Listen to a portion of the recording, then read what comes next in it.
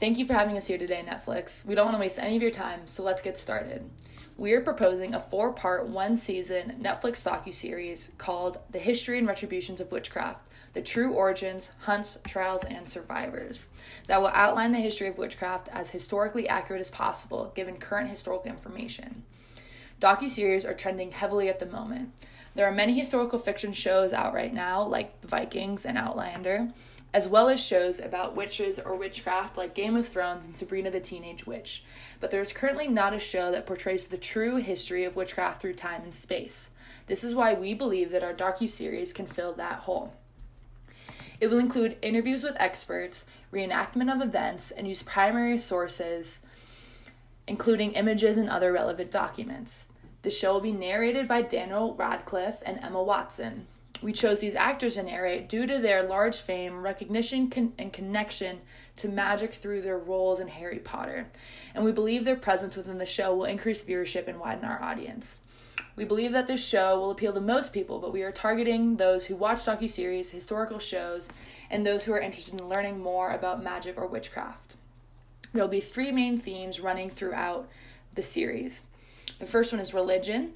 As much of the European ideas surrounding witchcraft grew from religious beliefs of the devil, and that the lack of science led to religion explaining many hardships, including famine, disease, and war. The second is magic. In each of these episodes, there will be an emphasis on an event that cannot be explained using science. For example, the fits of the afflicted girls in the Salem witch trials. Lastly, the third one is conflict. Within each of these episodes, individuals or groups of people will be experiencing conflict.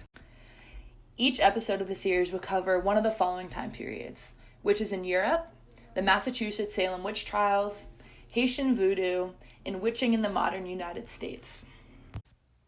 This episode will be titled Famine, Disease, War, and Witchcraft, and will be set in Europe between 1550 and 1700 in the early modern period during the witchcraft trials.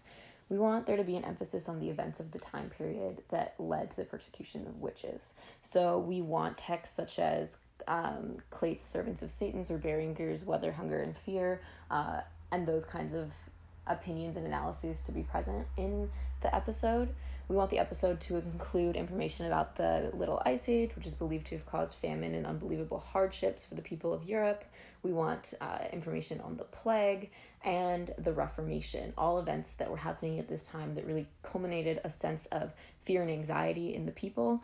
And these events at the time, with no science or lack of science, were unexplainable. And so how that blame was then put on these people that were thought of as witches. We want to have emphasis on the people who were accused of witches, so those women on the outskirts of town, maybe herbalists or midwives, so sources to help talk about that. We want part of the goal of the episode to be to understand the torture that the witches would endure in order to give confessions, the executions, and how these trials continued over time. So we want the goal of the episode to be for the viewer to fully understand where this prevalence and this fear of witches came from at this time period, and in doing so, we want to bring in experts, so maybe interviews with authors of texts and historians and primary sources, and maybe use of art and things like that to help give the viewer a full context for the time period. This next episode is called Salem's Most Wicked, the Devil or the Puritans. A common misconception about the Salem witch trials is that they took place only in Salem. However, this is not the case, and as you can see on this map, the charges of witchcraft were spread throughout the county. This episode aims to move further from depictions of the Salem witch trials, such as the Crucible film, and instead move towards a more accurate account, as told in Mary Norton's book, In the Devil's Snare. We want to emphasize the importance of this event in history by recognizing the First and Second Indian Wars, also known as King Philip's War and King William's War, were happening at the same time that the witch craze was taking over Essex County. The townspeople were in a state of constant fear, never knowing if they were going to be attacked by Indians, who they often referred to as dark men. A side note of that is that the devil is also referred to as the dark man. Living in a time before the scientific revolution, the people of Salem did not have much understanding as to why events in their life happened, which alone can be very unsettling. We hope this episode is able to depict why Salem witch trials were most unique from other witch trials throughout history and occurring in different parts of the world. Hopefully, after watching this episode, you'll have a better understanding of Salem's most wicked, both the devil and the Puritans. This episode will focus on the history of voodoo culture, religion, and law in Haiti, and how a Harvard scientist's depiction of his trip grossly misrepresented this complex system of belief to Western society.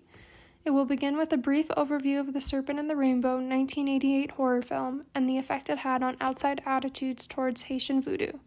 Then Haiti native and voodoo expert Gerard Ferreri will join us to provide a history of voodoo and its relation to other major events in Haitian history, specifically the revolution that lasted from 1791 to 1804, and cannibalism trial in 1864 known for giving voodoo a bad reputation.